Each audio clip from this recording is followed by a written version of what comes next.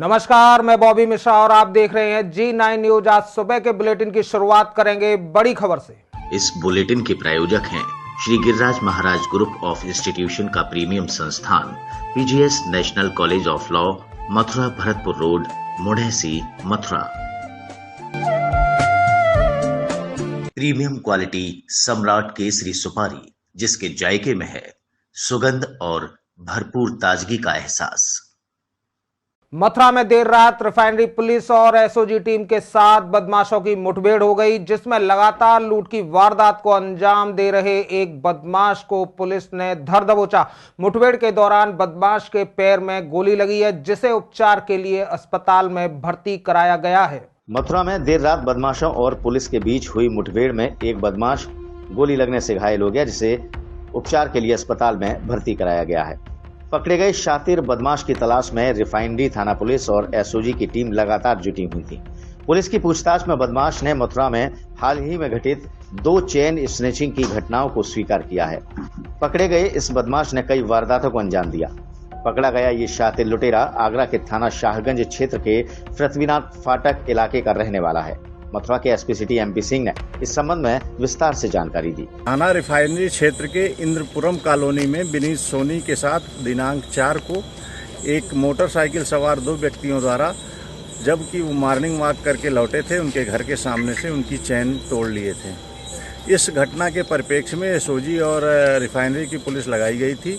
आज इनको ये सूचना मिली कि बदमाश यहाँ पुनः कुछ घटना कर सकते हैं। इस सूचना पर इन लोगों द्वारा यहाँ एम्बुश लगाया गया था।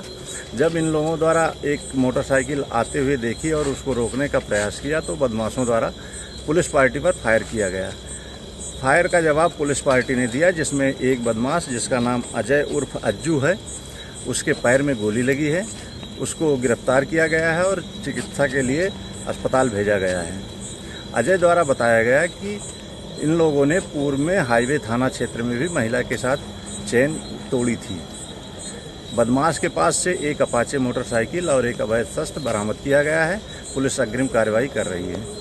मथुरा के लक्ष्मी नगर प्रताप नगर कॉलोनी में विद्युत विभाग की लापरवाही से ट्रांसफार्मर में आग लग गई, जिसकी वजह से अफरा तफरी फैली रही। क्षेत्रीय लोगों ने विभागीय अधिकारियों पर सूचना देने के बावजूद मौके पर न पहुंचने के आरोप लगाए हैं। मथुरा के लक्ष्मी नगर प्रताप नगर कॉलोनी में पिछले 5 महीने से ट्रॉली में रखे ट्रांसफार्मर में आग लग गई। इस दौरान आग की चपेट में आने से आसपास की दुकानें बाल बाल बच गईं। कॉलोनी के लोगों का कहना था कि ट्रांसफार्मर से तेल टपक रहा था, जिसकी शिकायत SDO और स्थानीय JE से भी की गई, लेकिन इसके बावजूद भी किसी भी विभागीय अधिकारी ने इस ओर ध्यान नहीं दिया। आगजनी की सूचना पर पहुंची दमकल की गाड़ियों ने बमुश्किल आग पर काबू पाया। घटना को लेकर क्षेत्रीय लोगों ने विभागीय अधिकारियों पर आरोप लगाए हैं।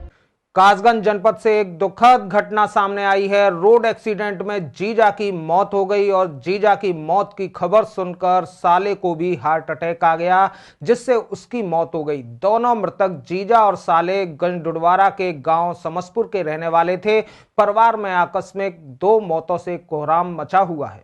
आपको बता दें, दोनों मृतक जीजा और साले कोतवाली गंजडुडवारा क्षेत्र के समसपुर गांव के रहने वाले थे, जिनका नाम शाहिद खान और मोहित खान था।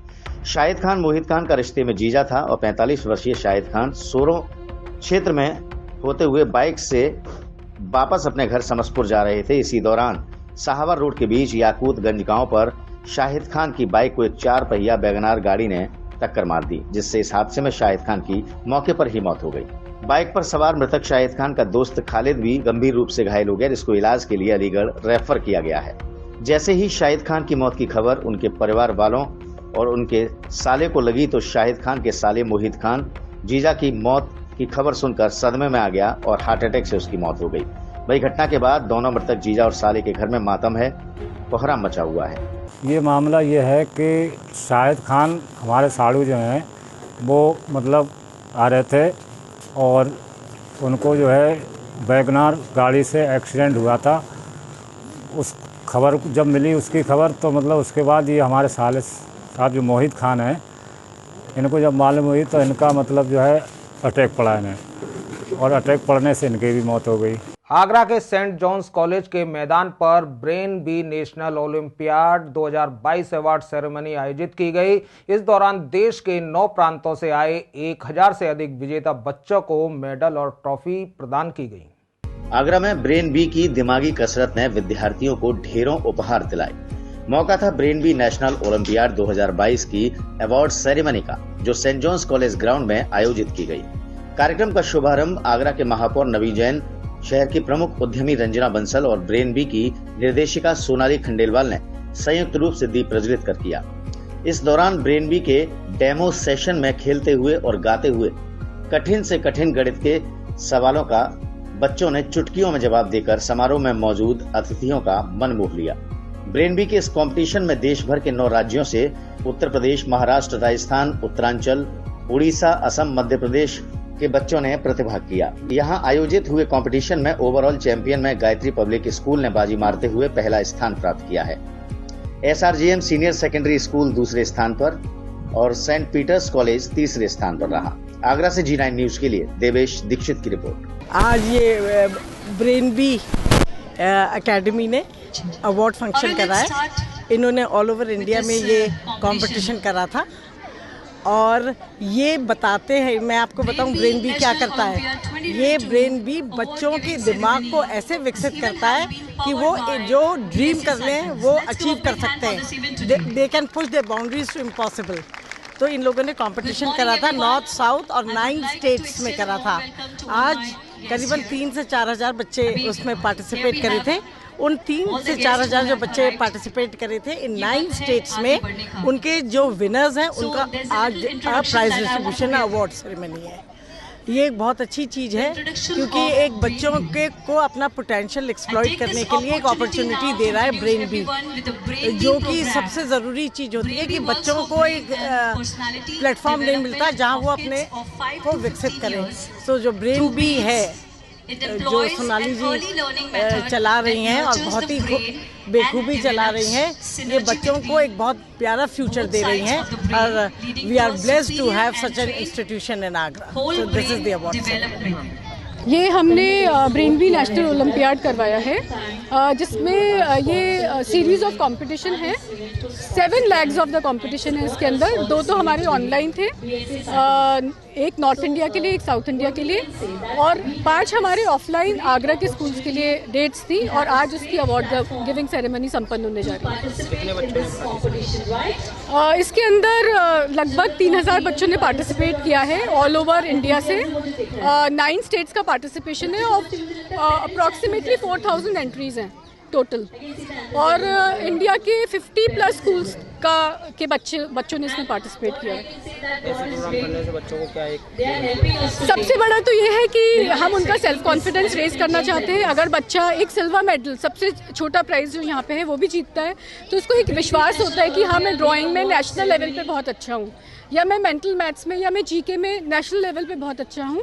तो उसको अपने मन में एक विश्वास जागृत होता है कि मैं कुछ आगे बढ़ने की मेरे में क्षमता है, और वो कॉन्फिडेंस तो हमेशा लाइफ में बच्चों को सक्सेसफुल बनाते हैं। फरीदाबाद के मवई गांव में एक विद्यालय को प्राइमरी स्कूल में तब्दील करने को लेकर गुस्साए बच्चों और उनके परिजनों ने स्कूल के गेट पर ताला जड़ दिया। देर तक बच्चे और परिजन स्कूल का घेराव कर बैठे रहे।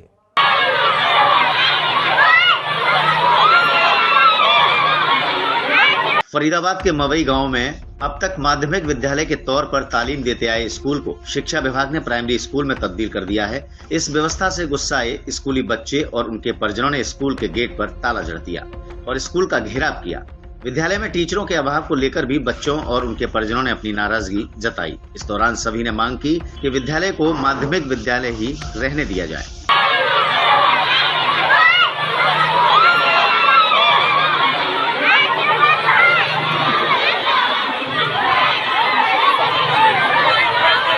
यहाँ रुकेंगे एक छोटे से ब्रेक के लिए। क्या आप भी अपने केबल टीवी और DTH ऑपरेटर की मनमानी से परेशान हैं? तो अल-ज़ाहिर लेकर आए हैं आपके लिए डिजिटल केबल टीवी सेवाएं। पाए आपके मनपसंद चैनल्स अब आपके बजट में। We are multi-system operator and have our own control room. We provide more than 200 SD channels and 50 HD channels with good picture quality.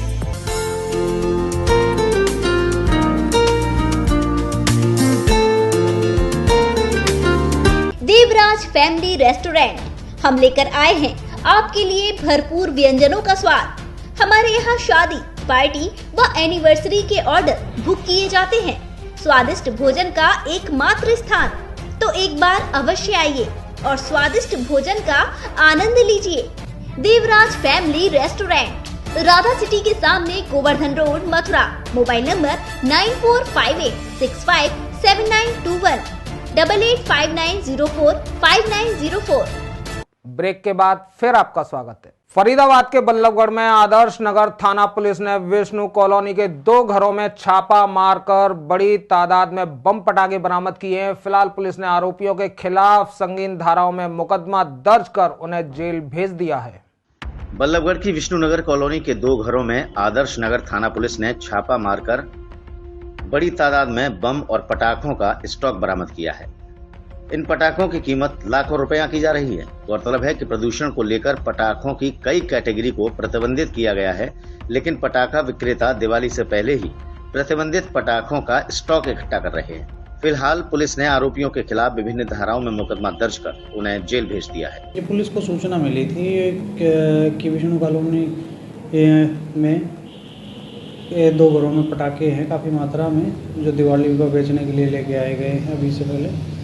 तो उस आधार पर उस पर कार्रवाई करते हुए पटाखे बरामद किए। बल्लभगढ़ की सामाजिक संस्था सुनहरी किरण द्वारा स्वावलंबी बनने की राह पर चल रही महिलाओं के लिए सम्मान समारोह आयोजित किया गया। इस दौरान सम्मान पाने वाली यह सभी वह महिलाएं थी जिन्हें सुनहरी किरण संस्था द्वारा रोजगार उपलब्ध कराया गया है। ये नज़ारा बल्लभगढ़ की सामाजिक संस्था सुनहरी किरण द्वारा आयोजित महिला सम्मान समारोह का है।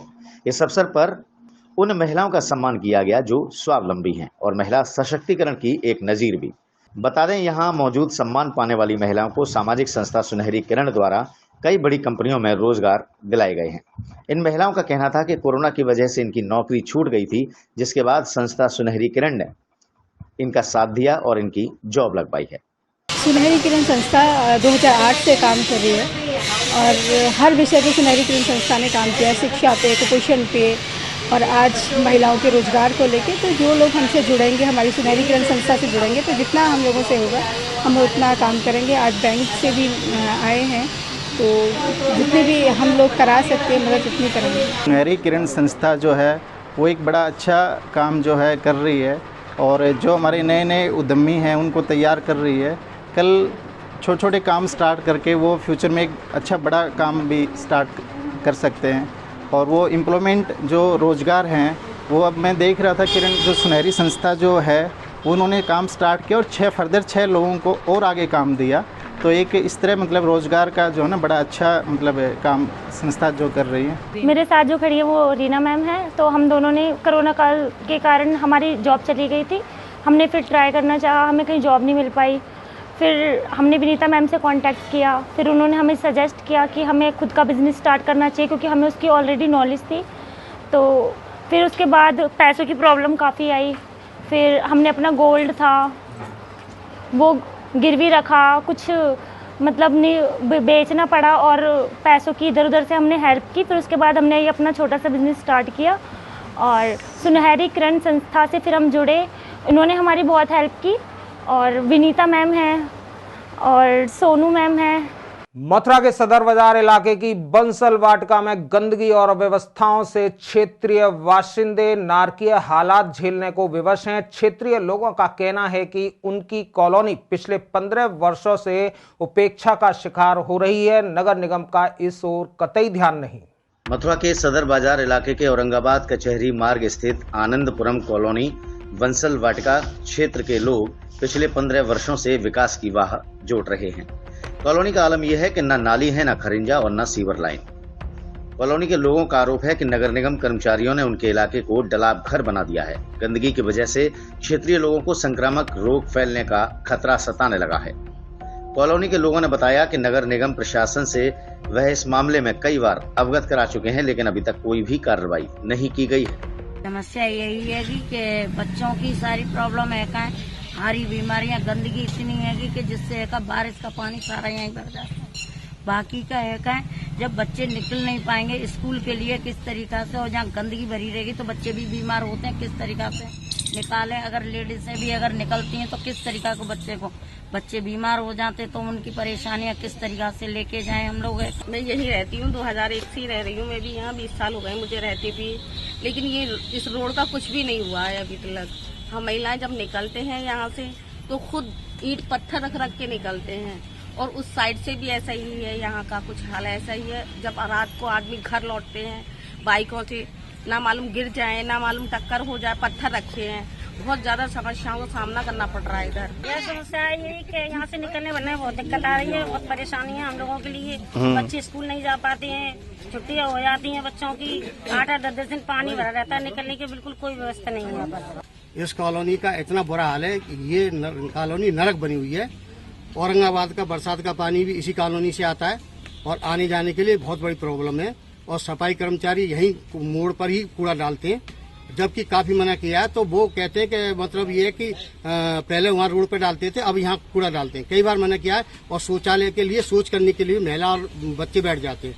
और इतनी स्थिति खराब है इस कॉलोनी की कि मैंने नगर आयुक्त को 2020 में एक प्रार्थना पत्र दिया था। 2020 का प्रार्थना पत्र भी उस पर आदेश हो गए, पर अभी तक उस पर कोई सुनवाई नहीं है इस रोड के लिए। गणेश मंदिर के पीछे आनंदपुरम और ये बैराज वाला रोड मिला हुआ है जी। ये 40 फुट का रोड है और ये 20 फुट का है, मगर आज 2006 से आज तक यही स्थिति है कि यहाँ से आदमी निकल नहीं सकता है। और मैंने एप्लीकेशन दी थी 4 जून को, पार्षद इकट्ठे हुए थे अम्बेडकर जैन उस मूर्ति के वहाँ पर मंदिर परिसर में। मैंने उनको 4 जून को एप्लीकेशन दी थी, उसमें क्लियर लिखा था कि 15 अगस्त तक ये कार्य पूर्ण हो जाना चाहिए, मगर अभी तक नालियां बन गई है, मगर रोड का कोई नाम नहीं है। आगरा में श्री हरि सत्संग समिति द्वारा आयोजित 3 दिवसीय श्री राधा अष्टमी महोत्सव एवं कथा समारोह का समापन हो गया है। कथा के दौरान कथावाचक कीर्ति किशोरी ने राधा रानी की बाल लीलाओं का वर्णन किया।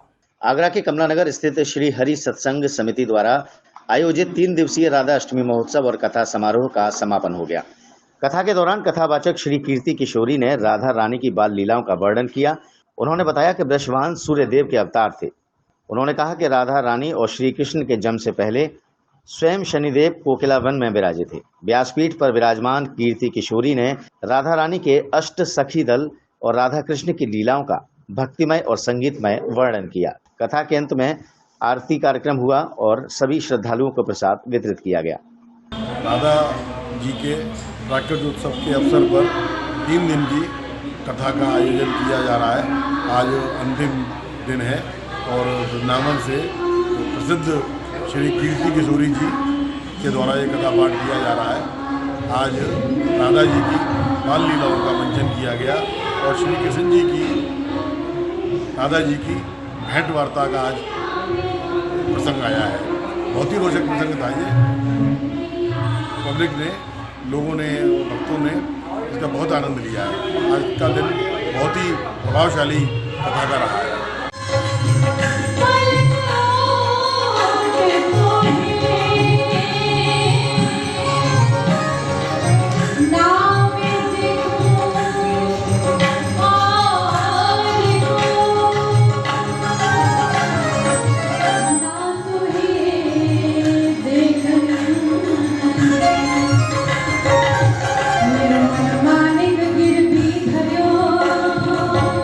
मथुरा में कोतवाली रोड स्थित चतुर्वेदी समाजवाड़ी पर 27 सितंबर से 5 अक्टूबर तक 9 दिवसीय रामलीला का भव्य आयोजन किया जाएगा। बता दें कि इस वर्ष भी रामलीला को व्यवस्थित ढंग से संपन्न कराने के लिए चतुर्वेदी रामलीला महासभा को दायित्व दिया गया है। मथुरा में चतुर्वेदी रामलीला महासभा द्वारा 27 सितंबर से 5 अक्टूबर तक 9 दिवसीय श्री रामलीला महोत्सव का आयोजन किया जाएगा। कोतवाली रोड स्थित समाजबाड़ी पर 9 दिवसीय रामलीला का आयोजन होगा। बता दें कि इस संबंध में चतुर्वेदी रामलीला महासभा द्वारा एक बैठक का आयोजन किया गया, जिसमें तैयारियों को लेकर चर्चा की गई। बैठक में प्रमुख रूप से रामलीला महासभा के अध्यक्ष बैजनाथ चतुर्वेदी, विमल चतुर्वेदी कोषाध्यक्ष, नीरज चतुर्वेदी उपाध्यक्ष, मथुरानाथ व्यास, श्याम सुंदर समेत तमाम पदाधिकारी मौजूद रहे।